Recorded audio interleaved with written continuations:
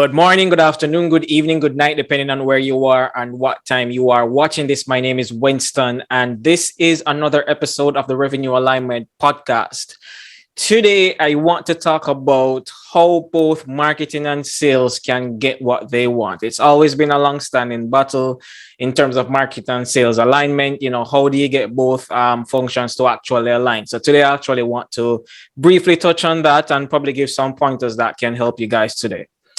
So here's the thing about it. The thing about it in terms of and this is my personal belief, why marketing and sales alignment, revenue alignment, if you will, often doesn't work is because you always have both functions in terms of how they think about things, right? In terms of how marketing approach things, how sales approach things.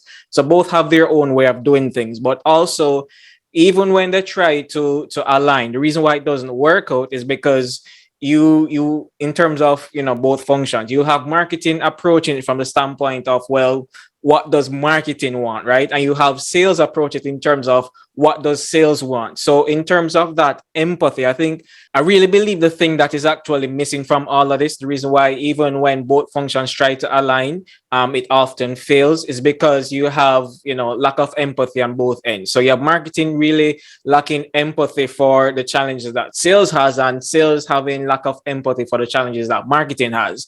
So I think the most important thing is for both functions to really understand both perspectives, and so they can find a mutually beneficial relationship, that both helps both functions get what they want. So some of the challenges that marketing typically has, marketing struggles to get buy-in from the CEO and other leadership, right? Marketing doesn't get the budget they want to really execute the type of marketing programs that they want to.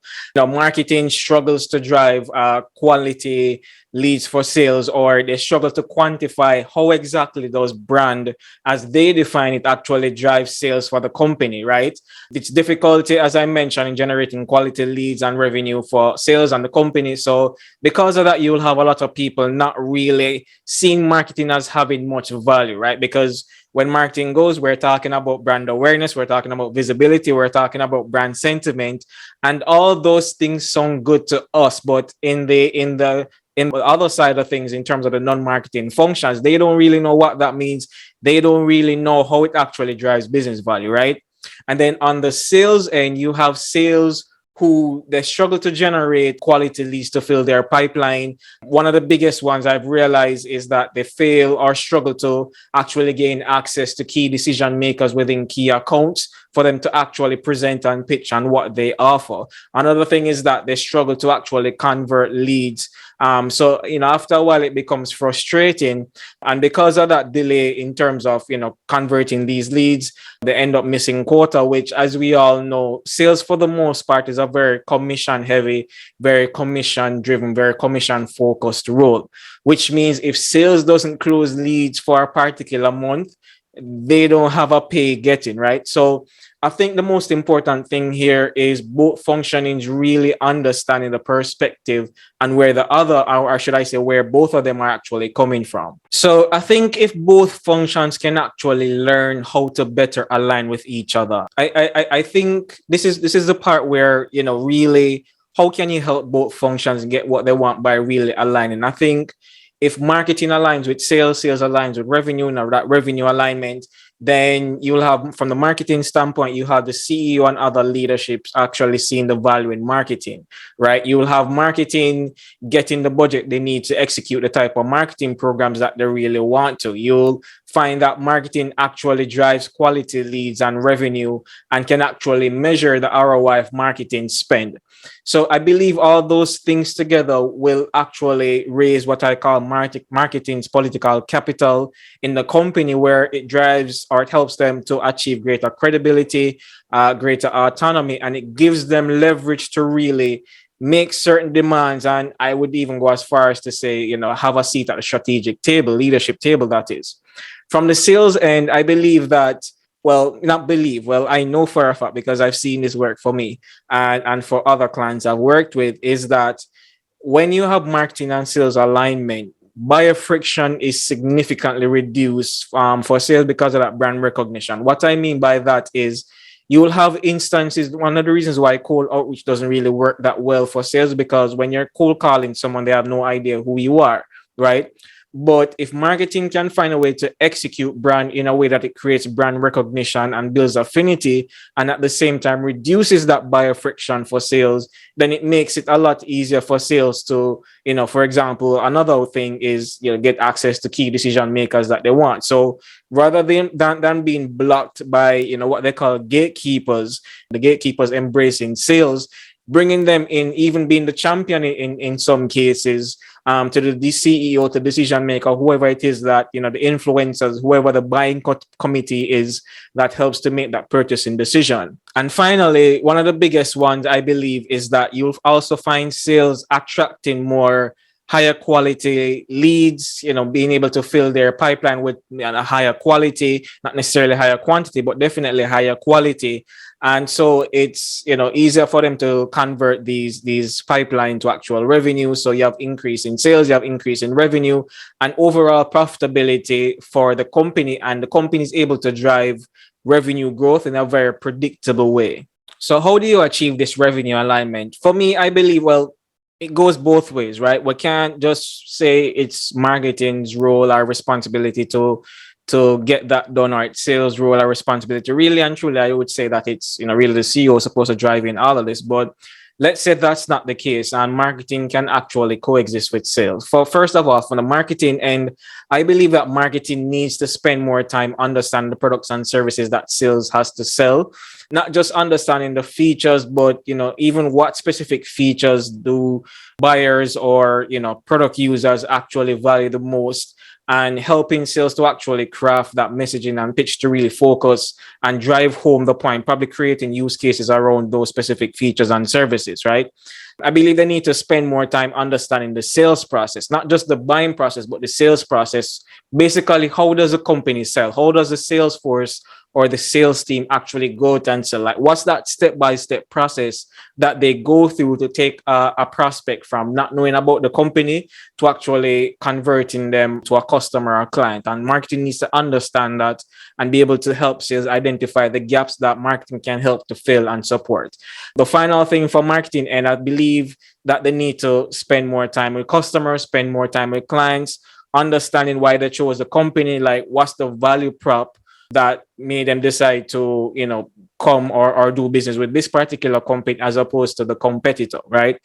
And from sales end, I believe that sales needs to communicate with marketing more the areas of the sales process that they actually struggle with, right? So it's a two-way street. Marketing needs to understand the sales process. The sales team needs to communicate to marketing based on them going out every day and executing which aspects of the sales process that they struggle with, that marketing can also help to support, right? From sales, they need to help marketing better understand which products and messaging and positioning resonates with prospects, right? Because they're the ones who are on the front line talking to prospects, talking to customers every single day. So they understand what resonates, right? They would, at least I would assume that they're trained to understand certain body language, certain tonality, certain gestures, for example, when they're meeting with a prospect, that allows them to see, well, this particular prospect is really open to what we're saying versus this particular prospect who is not. And then being able to decipher and communicate that to marketing. Well, we pitch it this way, or we use this messaging and it really resonates with people more. So let's focus and see how we can clean that up and focus on driving this messaging more throughout your marketing campaigns, right? And finally, from sales, sales needs to share the traits with marketing of what a good lead is, right?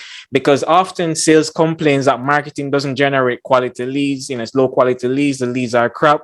But then they don't communicate to marketing to say, hey, these are the type of leads that we do really well with, right? Or both functions coming together, looking through that CRM, sales looking through their prospect list or their lead list, to say, well, based on our interaction, these are the types of deals that we seem to close the best and are the most profitable for the business, right? They have this amount of people working at the company in terms of the overall employee numbers, right? They do this particular amount of revenue. They seem to have this common or struggle with this particular pain point.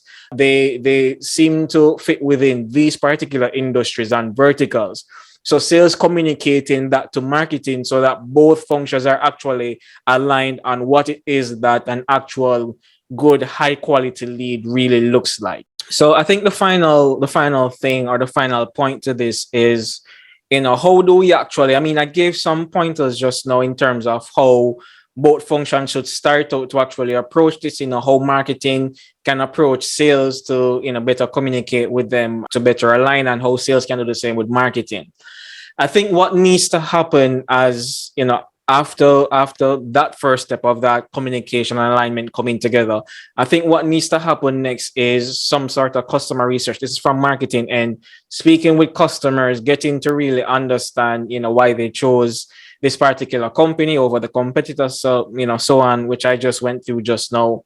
And then working with sales to really craft what they call ideal client or customer profile, ICP, of what's the criteria for our best fit clients, right? The ones that we typically close quickly and usually drive the highest profitability for the company. And then from that, now you can develop your positioning, you can, refine your value prop, develop your messaging, as I mentioned, to ensure that the entire buyer's journey or the message that's being communicated is the same right across the board with marketing and sales, right? So they're not hearing one particular message from marketing and then they speak to sales and it's got a completely different and opposite message than what marketing is saying. So everything is aligned and everything is working on the same frequency or wavelength, if you want to call it that. And the final thing is that it will also help sales with their pitches, because the better the positioning, the better the messaging, the better the value prop is able to communicate it in a very clear and concise way, then it allows sales to know exactly when they go in those presentations, what specific message should they focus on, right?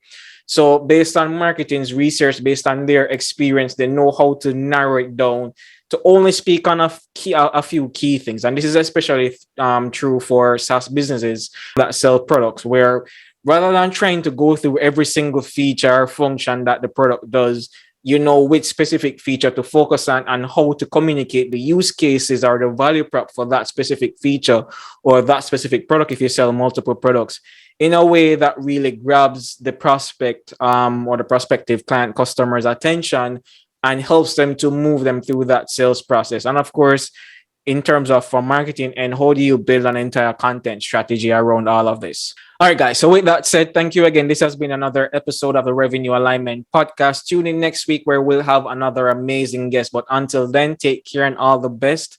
Goodbye. This has been the Revenue Alignment Podcast. Join us next week where we have more amazing content to help you demonstrate, communicate, and improve your value at the C-suite level. I'm Winston, your host, and this is a wrap.